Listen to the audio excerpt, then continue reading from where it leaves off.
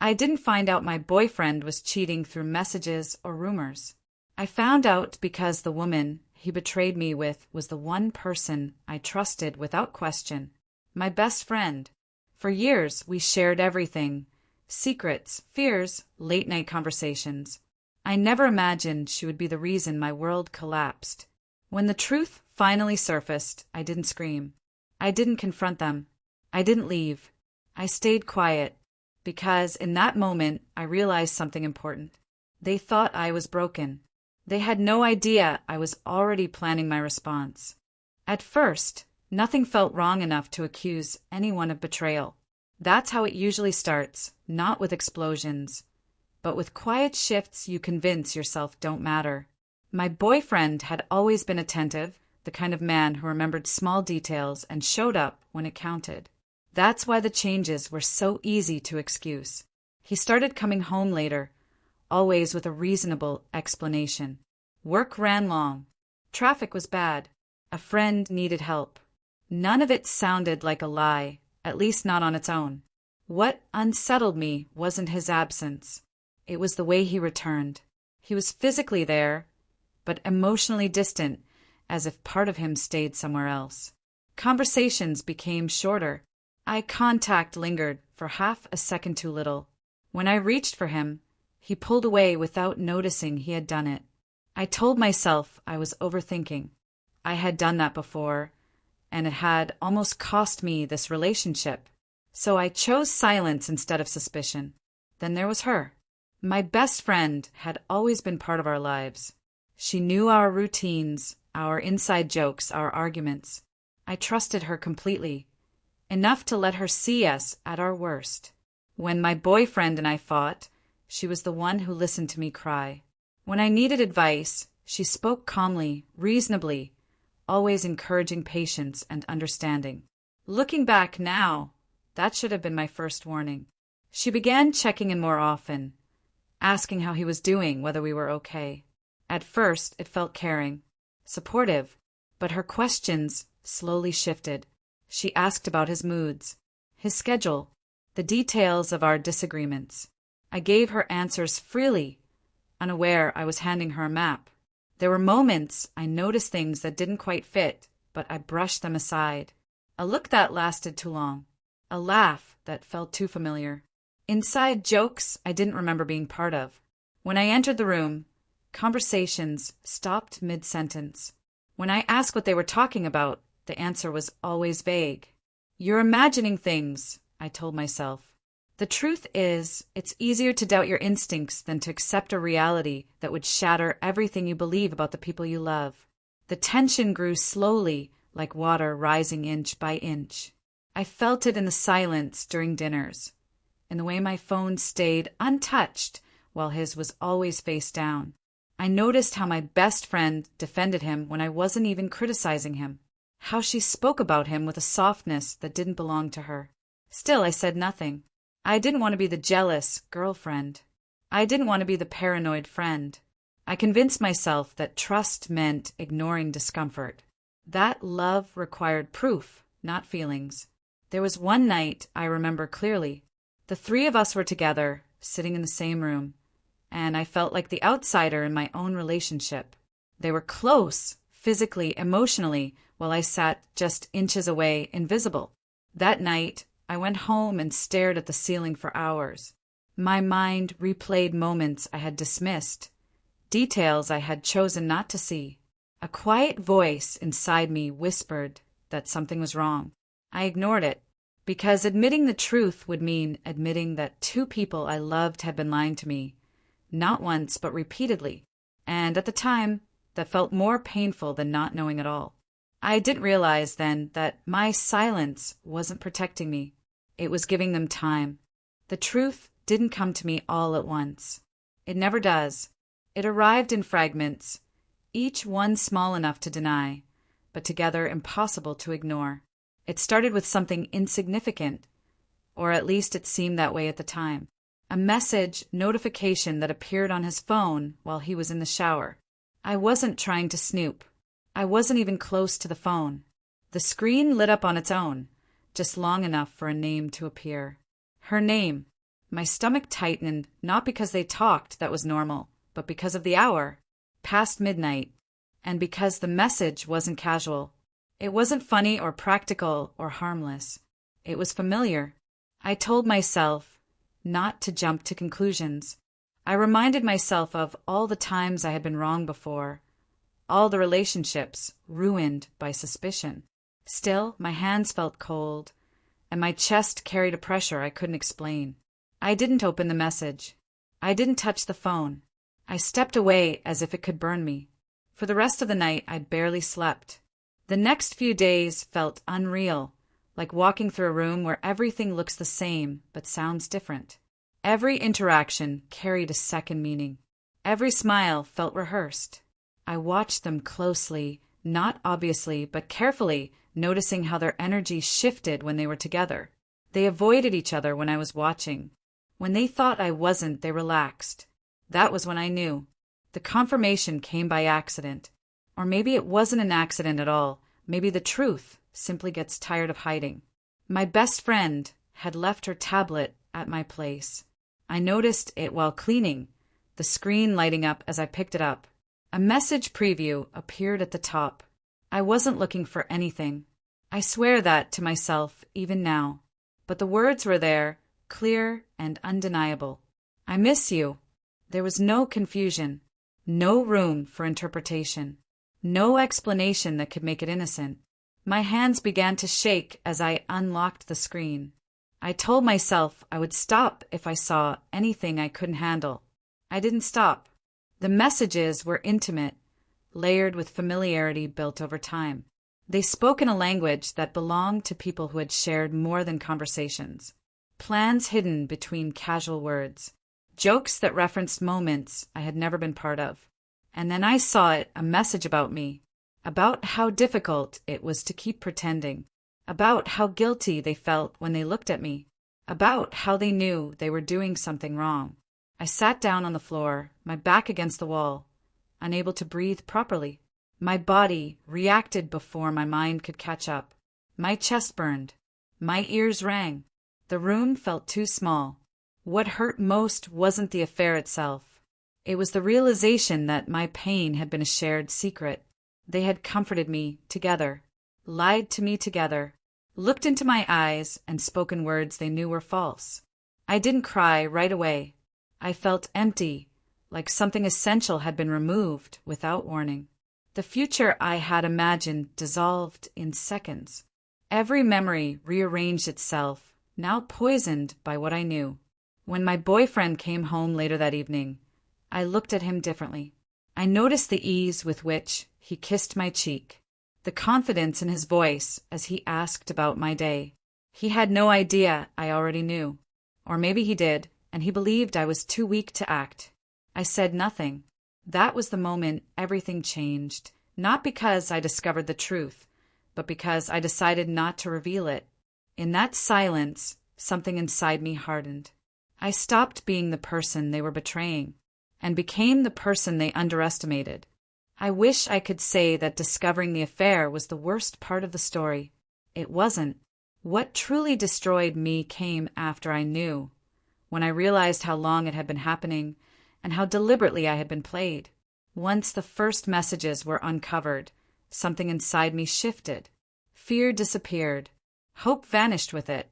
What remained was a cold clarity I had never felt before. I stopped reacting emotionally and started observing like someone watching strangers from behind glass. I didn't confront them. Not yet. Instead, I paid attention.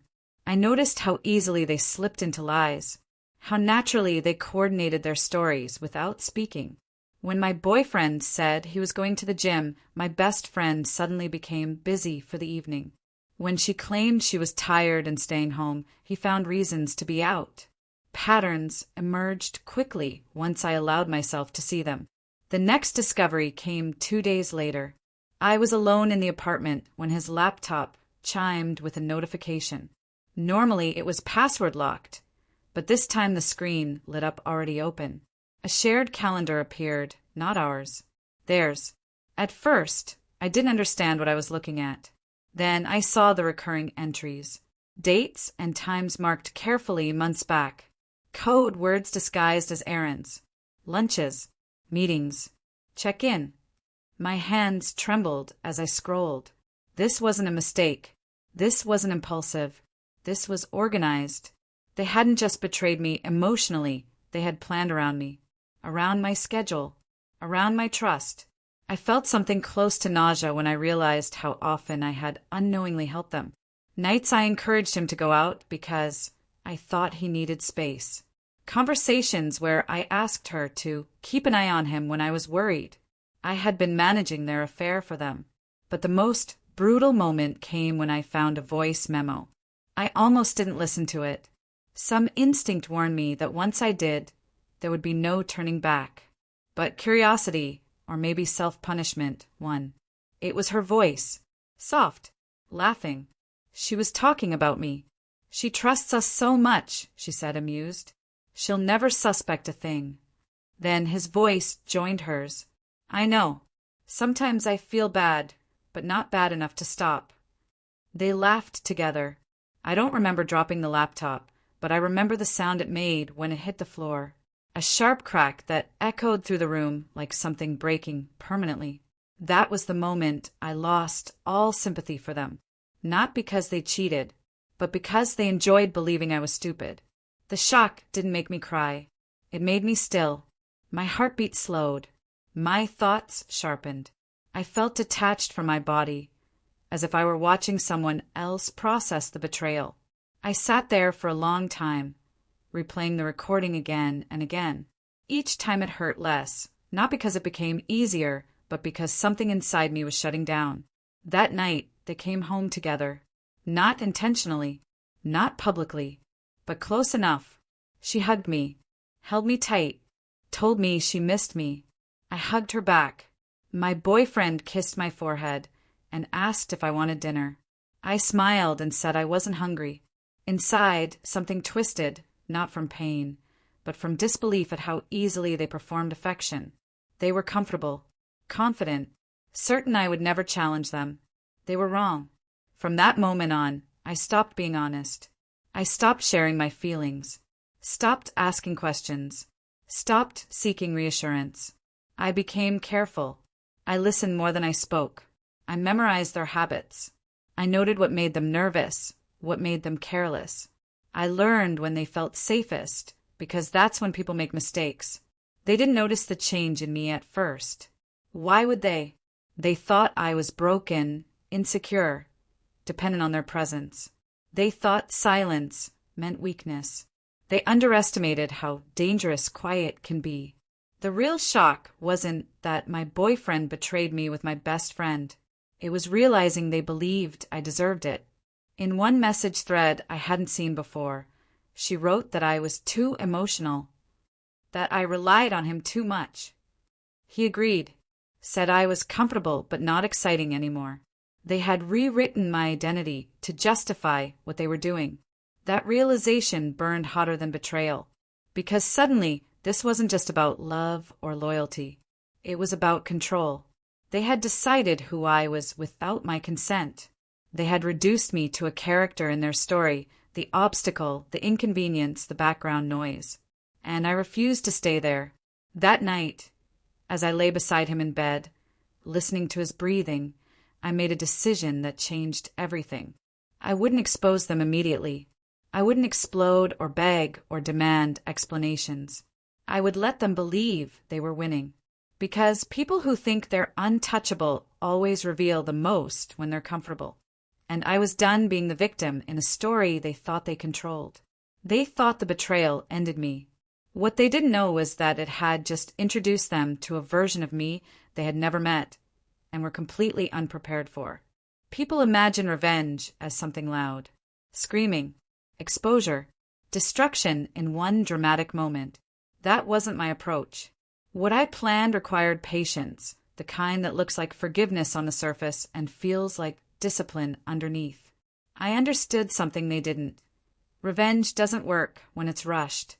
It works when the other side believes they are safe. So I gave them safety. I became agreeable, calm, predictable. I laughed at the right moments. I stopped asking questions. I stopped reacting to small things that would have once hurt me. From the outside, it looked like I was healing or breaking.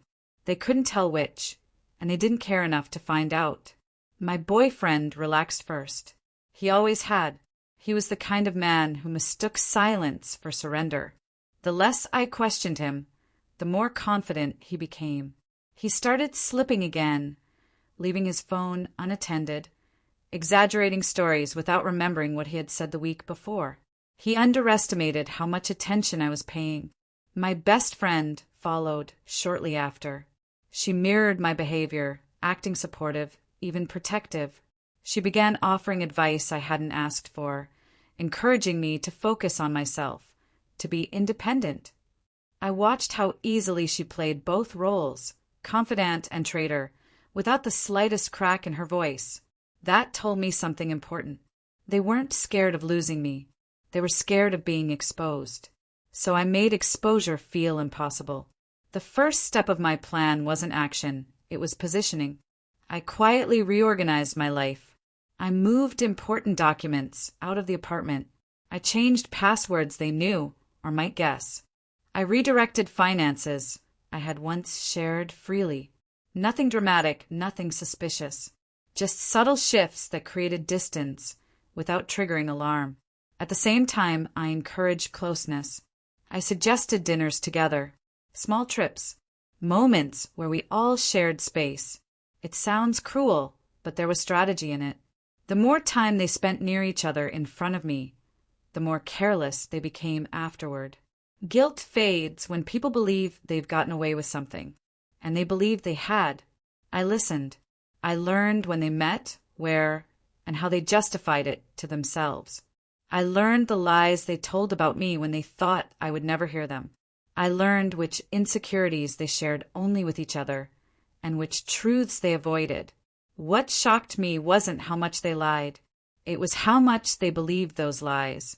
They convinced themselves I was fragile, dependent, that I would fall apart without them.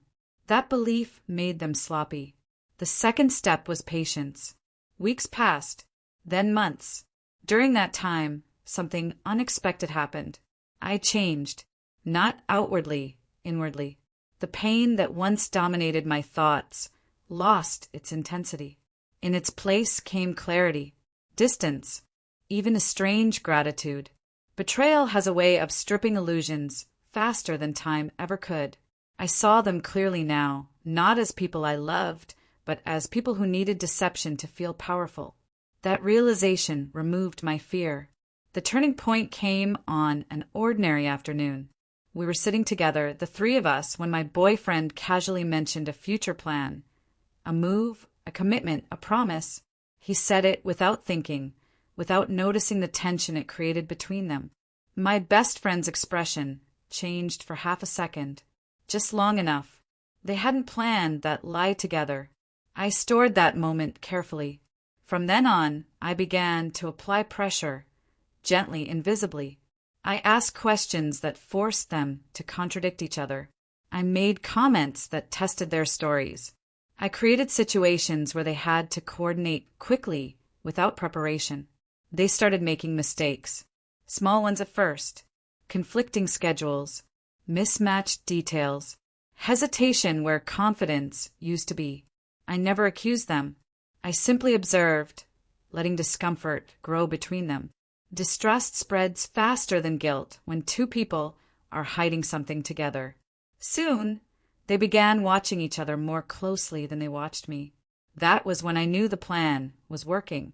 The final phase wasn't about humiliation or public exposure. It was about letting the truth surface in a way neither of them could control. I chose timing carefully. I waited until they were already under pressure. Stress at work, financial uncertainty, emotional fatigue. People reveal the most when they're tired of pretending. I set the stage and stepped back. I didn't need to lie. I didn't need to manipulate facts. I simply allowed reality to collide with their assumptions. Conversations they thought were private overlapped. Stories unraveled. Trust, the kind built on secrecy, collapsed under its own weight. When the confrontation finally happened, it wasn't explosive. It was quiet, unavoidable. They stood exposed not because I accused them, but because they could no longer maintain the version of events they had created. Each looked to the other for reassurance and found none. That was the moment I reclaimed myself. I didn't scream. I didn't cry. I didn't demand apologies. I told them I already knew. I watched their faces change as they realized how long I had known, and how little power they had left. Fear replaced confidence. Confusion replaced control. They asked when I found out. I didn't answer, because the most unsettling truth wasn't that I knew. It was that I had chosen silence until it no longer served them. I left shortly after, not in anger, not in devastation, in peace. They had expected a broken woman. What they got was someone who understood exactly who they were, and no longer needed them to pretend otherwise. And that, I realized, was the most complete form of revenge. Not destruction. Detachment. I thought leaving would be the end of it. I was wrong. Walking away didn't bring silence, it triggered collapse. At first, the fallout was subtle. Missed calls. Messages that shifted in tone from confusion to urgency, from concern to panic. My boyfriend asked if we could talk like adults. My best friend sent long paragraphs about misunderstandings, about love, about mistakes that didn't mean anything. I didn't respond. Silence, I learned, terrifies people who rely on control. Within days, their alliance began to crack. He reached out first, not to apologize but to explain. He said things hadn't started the way I imagined, that it was complicated, that feelings just happened. He spoke as if I were still required to understand him. What shocked me wasn't the excuse. It was how quickly he blamed her. He said she had leaned on him emotionally, that she had crossed boundaries first, that he felt trapped and didn't know how to stop it. He framed himself as the victim of circumstances and her. Less than an hour later, she contacted me. Her version was different. She said he pursued her relentlessly, that she resisted, that she was vulnerable, lonely, and confused. She said she never meant to hurt me, as if intention erased action. She cried through voice messages, her pain carefully curated for my sympathy. They were no longer protecting each other. They were protecting themselves. That was the moment I understood something deeply unsettling. Their bond had never been love. It was convenience. And convenience disappears the moment consequences arrive. Over the next few weeks, I watched from a distance as their lives unraveled in ways I hadn't predicted and hadn't planned. Mutual friends noticed inconsistencies. Stories didn't align. The truth leaked in fragments, impossible to contain once it had escaped. People began asking questions. Why had they been seen together so often? Why did timelines overlap strangely? Why did their explanations keep changing? They tried to present a united front, but the cracks were visible. Trust between them had been built on secrecy, and secrecy doesn't survive daylight. The real shock came when my best friend lost more than my trust. She lost her image. The same people who once praised her loyalty began to distance themselves. Invitations slowed. Conversations became cautious. She was no longer the safe presence everyone relied on. She was a reminder of how easily loyalty could be broken. She called me one night, desperate. She said she didn't recognize herself anymore, that she had lost friends, that people treated her differently now.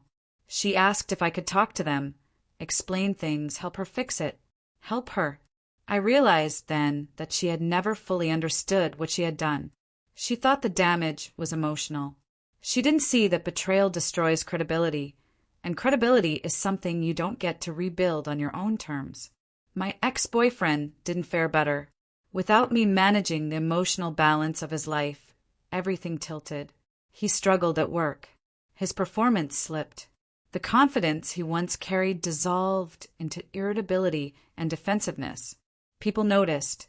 He tried to anchor himself to her, but she was already drowning. They argued constantly. Accusations replaced affection. Each reminded the other of risks taken, lies told, sacrifices made. The very secrets that once bound them together became weapons. I heard about the worst fight from someone else. They were in public, voices raised, her crying, him walking away. That image stayed with me, not because it hurt, but because it confirmed something I had already accepted. They were never stable. They were never strong. They were only hidden. The most unsettling part came months later. I ran into my ex unexpectedly. He looked older, tired, smaller somehow. He tried to smile, but it didn't reach his eyes. He asked how I was doing. I told him the truth. I'm peaceful. He nodded slowly, as if processing something too heavy to carry. Then he said something I didn't expect. "You were the best thing in my life," he admitted. I just didn't realize it until everything fell apart. That wasn't an apology. That was regret. And regret, I learned, is what happens when people finally see the cost of their choices. Too late to change them. As for my best friend, she never apologized properly. Her messages grew shorter, colder, defensive. Eventually, they stopped entirely. I suspect she needed me to forgive her to believe she wasn't the villain in her own story. I never gave her that. Not out of cruelty. Out of truth. The final shock wasn't what they lost. It was what I gained. I gained clarity, independence, a version of myself that no longer questioned her instincts or begged for honesty. I learned that betrayal doesn't always come from enemies. It comes from people who feel entitled to your trust. Sometimes the most powerful response isn't revenge. It's refusal. Refusal to explain. Refusal to reconcile. Refusal to carry guilt that doesn't belong to you. They thought the affair would stay hidden forever. They thought I would break. Instead, the truth broke them. Slowly, publicly, and without my intervention. And the most ironic part? I never exposed them. They did that all on their own. When the noise finally faded, I expected to feel something dramatic. Relief, anger, victory. What I felt instead was quiet. Not the empty kind of quiet that follows loss, but the calm that arrives when something heavy has been set down after being carried for far too long. For the first time in a long while, my thoughts were my own again. No second-guessing, no explaining myself, no wondering whether the truth would eventually come out. It already had. People often ask whether I forgave them. The answer is complicated and maybe uncomfortable. Forgiveness was never the goal. Understanding was. I needed to understand why betrayal cut so deeply, not because of what they did, but because of what I had allowed. I had trusted without boundaries, loved without conditions, believed that loyalty was mutual simply because I offered it freely. Losing them taught me something I couldn't have learned any other way. Trust without discernment is not strength, it's exposure. I don't hate them. Hate keeps you tied to the very people you're trying to escape. What I feel is distance, the kind that makes past pain feel like a story you once lived, not a wound you still carry. The truth is, they didn't take anything from me that mattered. They revealed themselves.